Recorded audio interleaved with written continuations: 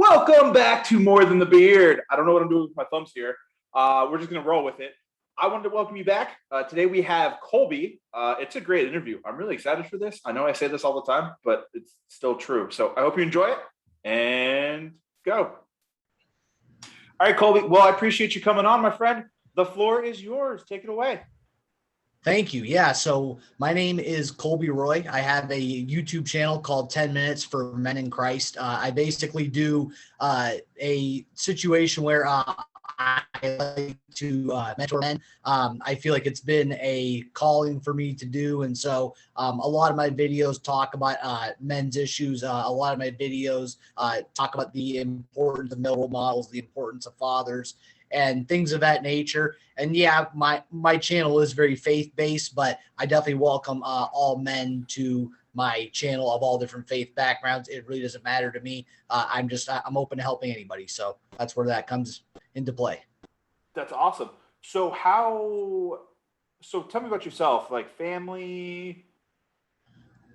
So yeah, I actually am from Maine originally. I moved from Maine to Nebraska years ago, and it is me and my girlfriend here, and my mom, my dad, and my brother are still up in Maine on the East Coast, and a lot of my family is kind of spread out. I don't have any kids, but I would say that I play a father figure type of role model to a lot of younger men in my community. So that's kind of awesome. where my own fathering. Yeah, thanks, man. That's awesome. Okay, so talk to me more about the YouTube channel. How did it get started? So the YouTube channel got started because of the fact that when I was growing up, I noticed that there was certain attitudes towards men in the media. Like, for example, the men are often the butt of jokes in the media, and men are, oftentimes called toxic and names that are not so good and stuff. And so growing up with a really good father and a really good grandfather, I came to appreciate the role of what good men did in my life. And so I wanted to pay that forward to other men in the best way possible. And, YouTube is a big platform and I can reach more people on that. So from my father's good example and from my grandfather's good example, that was my biggest inspiration for starting the channel. That's awesome. What are your, so it's 10 minutes, obviously, but like, what do your videos typically cover? Like, is it more like scripture or is it more like kind of just like a devotional? It covers life's problems from a scriptural standpoint. Okay. I do quote stuff like that, and also it's stuff that men go through, like divorce, like separations, many different things too, as far as like choosing the right woman. Because one thing that I can say in my life, I have a really good girlfriend, and I see that a lot of my younger friends have problems with dating, and they find that they attract the wrong woman and stuff. And so like I often give them advice about my successes and my failures, because like I've had some of the same problems they did in my younger years, and so I know all about that. And outside of my men's channel, I do affiliate marketing for Live Bearded, actually. And believe it or not, I'm actually trying to get involved in their ambassador program. So that's something I'm very excited about. And I know that this is a channel dedicated to beards. I started a small beard channel recently. It's called Colby Roy's Bearded Outdoors. It's beards, hunting, and fishing, because I'm a big outdoorsman. So my YouTube channel, and I only have like less than a handful of videos on it, but I'm gonna have hunting videos, fishing videos, and beard videos. Now my beard's not as good as yours, but it's gonna get there. So yeah, man. So well, this is one day I got a new job, and they're like, all right, well, you don't have to be clean shaven. And that was like 7 years ago. So this was just a lot of this. Really, it started out by pure laziness, and then it became wonderful. And so that's really where it's kept it. What you did a good job. You did a good job, bro. Yeah, you did a good job. Thanks, man. What made you want to? So you started the YouTube channel just to kind of like give back to people. Do you do that like locally as well? Like, are you involved in your church or in your community, anything like that? that is something that is going to be happening fairly soon. That's awesome. I had briefly lived, yeah, I had briefly lived outside of Topeka, Kansas for a little while. I actually wanted to do a prison ministry when I was there, but I had heard from different people in different fields that were saying, well, they probably won't let you in because of COVID and stuff like that and all that other stuff. So now that I'm back in Nebraska, I'm going to see what I can do here, as far as getting that started, because I think that that's one of the biggest ways locally that I want to give back is I want to do a prison ministry. And I think that that's probably like the best thing I can do to give back. And of course, one of my pastors that I follow has encouraged me to get into a homeless ministry too. So that's also something that I'm probably going to be doing soon too as well. That's awesome. What does the homeless ministry look like? Kind of the same thing, or? Yeah. So there has been a part of me that has wanted to travel to the poorer cities in America, and my pastor that I used to follow, who is in Nashville, he preaches underneath a bridge in Nashville on Sunday morning to homeless people, and he feeds homeless people, and that to me is really walking the walk. In your faith. That's really paying it forward in a meaningful way. So I kind of want to follow his example and do that same type of thing. I definitely want to start with the men's ministry first, as far as the prison ministry goes, and then work towards the homeless ministry down the road. That's definitely something that I want to do. That's awesome. What for the prison ministry, what made you want to get involved in that, or go in that direction? Because I feel like those are the people that society forgot, and that even though that they might have made their mistakes or whatever their situation are, they're still my brother in Christ, and I feel like it's my example. I feel like it is my duty and my calling to reach out to those people, no matter what they've done. In their past. I believe everybody's imperfect. I believe people deserve forgiveness. And I think that sometimes it takes one good mentor or one good person that reaches out to you and lets you know that, hey, this person gives a damn about me. This person didn't give up on me. And that can be the difference sometimes with, somebody making a better situation for themselves. That's awesome. What have been some of your big struggles with all of it? Well, my biggest struggle is I think that I don't want people to think that I'm preaching at them. I don't want people to think that I haven't made my mistakes before. So I am very much straightforward about the fact that I've had things that I've done in the past that I wasn't proud of, but I overcame them.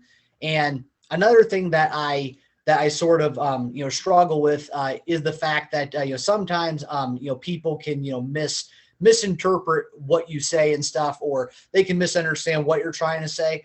But I have learned to overcome that and know that there's no perfect way to say everything. So I've just kind of embraced the pushback and understood that being a public figure is gonna come with pushback no matter how good I do.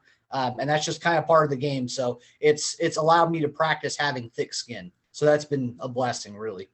There you go. What's been your biggest success? Is knowing that men out there have been positively impacted by my work, and knowing that I've offered positive solutions, because oftentimes people complain about problems and stuff, and then they complain about problems without having a solution. And I found that something that I've been very good at as I've gotten older is, I'll come to you, for instance, and I'll say, hey, Bob, I don't like this thing that's going on in the world, but I have a solution as to what I can do in my own life to make things better and to help other people in my community. Because, sometimes we have to look at things from a small perspective instead of a big perspective, because we can't always fix the bigger problems in the world, but we can act a certain way in our own life and help other people close to us to lead a better direction, I guess you could say. That's awesome. What do you think will be like, so what's your like grand goal with all of it? Like, what's your like biggest dream? Like what do you pray for every day about it? So I honestly would like to get the YouTube channel monetized. So this way I could dedicate more time to it. I could cut back my hours at work and dedicate more time to it, bring more people onto the channel and just have a bigger platform. And I think that at some point too, I would like to write a book as to everything I've learned from working with men. And I think that, you know what, it's been a very interesting experience hearing all sorts of different people's perspectives on things. And I have a very, very small YouTube channel. The YouTube channel started out of a men's group that I started in Omaha, actually, and they had pitched the idea to me a few times too. And so I kind of want to write about how my father and my grandfather inspired me to be this type of mentor to people, how the men in my men's group pushed me to do something that I was kind of shy about at first. Because honestly, I was kind of worried about doing this at first because, you know, I was like, oh my God, I'm going to deal with all sorts of trolls on the internet. I'm going to get all kinds of pushback. But then I thought to myself, you know what? Anything good in life is going to come with some sort of adversity. And that's what makes you a better man, is how you handle that. So I just kind of let that stuff go. I put my faith in Christ. I relied on my friends' support behind me, talked to my father or my grandfather about it. And you know what, man, it's been the best thing I've done. That's awesome. That's Thank awesome. you. That's so cool. What, like, having a good group of men around you is so important, especially like as you grow and do everything, and that's going to be. And how long have you and your girlfriend been together? We are going on 3 years as of October 26th, sir. That's awesome. Are you guys shopping for a ring yet, or what's the my man. I'll throw that out there. I'll try to help her out a little bit. You know? Well, what's funny is I am planning on proposing soon. So it's so funny that you brought that up. So thank you, brother. Yeah, man, I'm extremely blessed. She is an amazing woman. And it was just funny how you brought that up because yes, I am planning on making that happen soon. So good instincts, brother. Good instincts. 3 years is usually, if you're in it, like I feel like 3 years is usually the mark there. That's awesome. Well, congratulations. So that's cool. So how did you guys like? So you talked about a little bit, obviously the men's channel, which sounds like a great, like definitely, you know, if you're listening or in the YouTube, go check that out. That'll be in the show notes. You talked a little bit more about, you know, the second channel that you're doing is like a beard hunting channel. Like, talk to me a little bit about, are you like it looks like you're a little bit of a hunter with the duck sign in the background? Yep. Awesome. Yep. So I am actually a member of the Ducks Unlimited chapter here in Grand Island, Nebraska. And that is a picture of a pheasant, obviously. So I hunt ducks, pheasants, turkey. And then I have actually been a lifelong fisherman. And of course, you know, growing up in Maine, if you don't like the outdoors, it's a pretty boring place. Yeah. So I am a avid hunter. I am a avid fisherman. I have fished. Actually, believe it or not, one of my best fishing trips was in Thailand when I went fishing for catfish in Thailand. That was a pretty amazing experience. So I'm very passionate about it. And then as far as the beard thing goes, my father, actually, believe it or not, had a beard when he was 13 years old. Was when he first started growing facial hair. It was so I actually had really good genes when it came to that, and so I always liked beards, and I joined the Live Bearded affiliate community, went on the Live Bearded Facebook Brotherhood, and you know from there it's like wow, like they're just a group of really lighthearted dudes, and I feel like that the whole beard thing is growing, and I feel like that there's a big need for it. So I figured that I would do a YouTube channel that has 3 things that I'm really interested in, that I'm good at, that I'm knowledgeable at, that people can get value from. So even though that's a tiny channel right now, I actually have some hunting trips that are going to be filmed this fall. So stay tuned on that one. And then I will have more fishing stuff. And actually, most of my fishing stuff is on my Instagram page, which I did link in your description. Yeah, so we'll throw that in there as well. That's awesome. It's so Yep. okay. So hunting. So Nebraska, didn't know that was a big fishing place. Do you do a lot of fishing locally, or it sounds like you went to Thailand? So big travel, little bit more traveling, or Yeah, so with Nebraska, I would say coming from Maine, I would say that in my opinion, the hunting is better than the fishing here. okay, However, Lake McConaughey, which is a few hours west of where I am, is said to be one of the better walleye fisheries on this part of the Midwest. So yes, there is good fishing to be had. We are actually right on the Missouri River, on the Platte River, okay. and we actually have a few smaller rivers too that have really good catfish. So actually, believe it or not, we're not as publicized as like Louisiana is and stuff for catfish, but we get some really good fishing here for catfish. We have really good fishing up in the Sand Hills for bass, for pike, for crappie. So I mean, the fishing is probably not as good as it was up in Maine, but the hunting here in Nebraska, if you like duck hunting or upland bird hunting, it's incredible. It's one of the best places that I could speak of. How'd you get into like hunting and fishing? Obviously, you said you were up in Maine, so that's what you did. But how did you like? How was it like, kind of pheasant and like duck specifically? Yeah, so it's funny. I actually got into it because I had watched a few outdoor channels that were here in Nebraska, and I had always fished a lot, and I actually like getting my food from the wild, whether if it's from fishing or vegetables or things of that nature. I like eating stuff that comes from nature. So I was thinking, you know what, like duck hunting would probably be really a cool experience. And then upland bird hunting and duck hunting have just got such a rich history as far as like the conservation aspect behind it, as far as like what people give back to it, and just the experience itself being on this part of the Midwest. I mean, really, it's pretty incredible. I've gotten hooked to it, man. It's something I really love.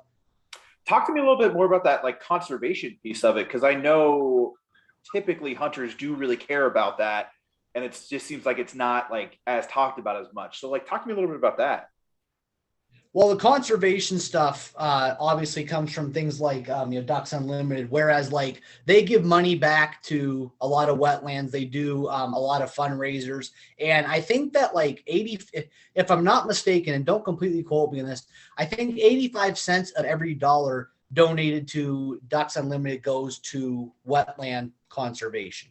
And I would have to look up that exact stat, but you know what? I have seen the work that they've done, even just here in the state. And one of my very good friends is actually the regional biologist for Ducks Unlimited, and he showed me just the projects even before I joined that they've done all over the state of Nebraska, and it's incredible.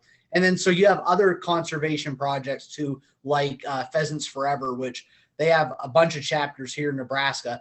They basically do the same thing. They restore habitat, and they do that type of stuff because it's funny. A lot of hunters will not give back to the land that they use, and so that's a big thing of mine, is that if I'm going to use the land, first of all, I want to be good to the land, and I want to give back to it. And to me, joining groups like Ducks Unlimited has allowed me to do that. And some of the best people that I've ever met, who I'm going to be friends with the rest of my life, man. Just awesome group of guys. Like I can't speak highly enough. That's awesome. That's awesome. It sounds like you're active out there. So other than like fishing and hunting, what are you like? Are you a book guy? Are you a movie guy? Are you a TV guy? So believe it or not, here I am talking about Christian men's channels. I love scary movies. I'm a huge Stephen King fan. Believe it or not, and and actually, Stephen King is actually from Maine, just like I am, and I've actually met Stephen King several times. And so a lot of people don't know that about me. I used to stay up all hours of the night as a kid reading his books, all hours of the night. And then me at like 8 years old would get up and complain to my mom and dad that, hey, I'm going to sleep with the lights on tonight because because this stuff is crazy scary. And you know what? For some reason, I've always liked that type of stuff. So yeah, I do read a lot of those books. I do write a lot. I don't fit the look at all, but I used to play it in heavy metal bands back when I was in high school. I know I don't fit the look at all. I don't have tattoos. I don't have piercings. I don't fit the look at all. But but yes, that is something that I am very passionate about. I mean, favorite bands are like, you know, Seven Dust and, you know, all those other bands from that era. So yeah, that's just my other stuff I like to do. Awesome. I have no clue who Seven Dust is, so I'll have to look them up. What Check it out. position? What position? What instrument did you play? What position did you play? So I actually started off as a bass player, Okay. and I did vocals in a few bands, and actually in recent years I have gotten more into blues, which believe it or not, one of my buddies in Omaha that I jam with got me into blues and kind of explained to me how music, when it comes to blues and metal, they kind of come from one another as far as the musical scales that they're based out of. And so it was a pretty good transition for me. So I think that what I'm trying to do is with my next musical venture, I am going to try to play blues clubs here in the Midwest with my buddy that got me into blues. So very, very different sounding as far as like going from blues to or metal to blues. Even though No, even really? though right. And I mean, you know, even though that they come from even though they come from the same musical scales, they still sound very, very different just by themselves. So but it's been a pretty easy transition for me because there's a lot of feel to it, there's a lot of soul behind it. And so I'm actually very interested to compare and contrast what it's like to play in front of a blues crowd versus a metal crowd. It's going to be a whole different avenue, man. That sounds awesome though. It's Yeah, thank you, it's man. it's the juxtaposition of it. Like it's, you know, it's the, Yeah. and then yeah, that'll be a fun little experiment there that Yeah, that gets played absolutely. out. Well, I'm excited to once that gets like some of the stuff goes, I'm excited to listen to it because that's I mean, for a former metal turned blues, like that's gonna be a draw. So obviously you're pretty good at music then if you're gonna actively go out and play in public because I turn a radio, so that's the only musical talent I have. Right on. Right on. Right on.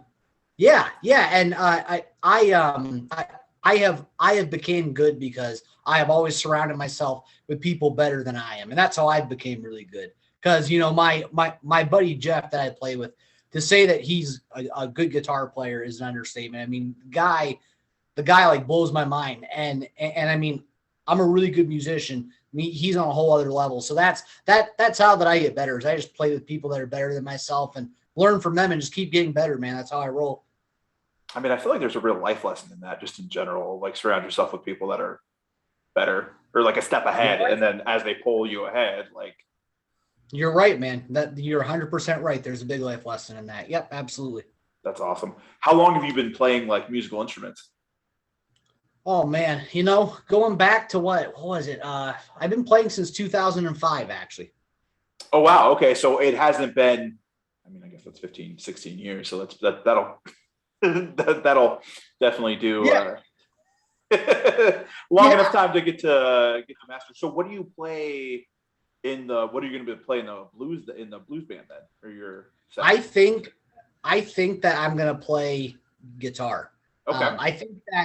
I think that I'll probably assist in the writing of the bass stuff where I'm the bass player. So I feel like I'll still have a lot of input on that, but I've definitely taken a big liking to the guitar, especially when it comes to the blues aspect of it, because I like the feel of the guitar solos in blues, and especially since for our particular thing, we're gonna incorporate some rock stuff into it too. So basically, the solos that I'm gonna play are gonna have a mix of rock and blues, but it's gonna be a very finessed type of style of it. So that's really what I'm looking forward to, is just being able to play that style, because it's very much a feel type of sound. So, and I just love doing it. And so I'm excited to see how it transitions, and yeah, I think it'll come out very good. That's awesome. So it sounds like you've been reading for a while too. If you're reading like Stephen King at like 8, what's your like what's your most recent read? Like what's your like number one recommended read? Yes. So outside of the Stephen King stuff, I would say that No More Mr. Nice Guy by Dr. Robert Glover Okay. is a very influential book. I like Wild at Heart by John Eldridge. I like, my God, there's a bunch of good ones I've read lately. There's this other book called Backbone. It's by David Wagner. My buddy Jeremy got me on that book. But yeah, those are 3 really good ones. But I would say that No More Mr. Nice Guy by Robert Glover is a book every man should read. It's amazing. I mean, mind blowing. So yeah, it's good stuff. Okay. Does it like? I'm guessing by the title, it kind of talks about like being able to like be assertive, or what is it like? Cliff's Notes version. Yeah. So a lot of people are going to misunderstand the title. He's not telling guys to be jerks. He's not telling guys to be bullies. He's telling guys to essentially, I guess, be kind over being nice, having a backbone, being assertive, making your goals a priority, not being a doormat, basically being a integrated male is what he calls it. And I think that there is a lot of wisdom in that, because I definitely wouldn't want to be a bully. I wouldn't want to be a jerk. But then again, nobody wants to be walked all over. Nobody should be walked all over. Nobody should be walked all over. And so, yeah, absolutely. Yeah. And so I think that the way that he breaks it down in his book is really, really good. And like I said, the title, it'll hit you at first, and it's like, well, what's he trying to say? Is he trying to say I should become a jerk? It's like, no, he's trying to advocate a solid middle ground. Awesome. Okay, cool. That's awesome. That sounds like a fun book to read. I'm a big personal development guy, so I always love a good recommendation there. So that's kind of why I ask everyone. Wrapping it up? So last 2 questions I always ask are the same. What's the best piece of life advice you were ever given?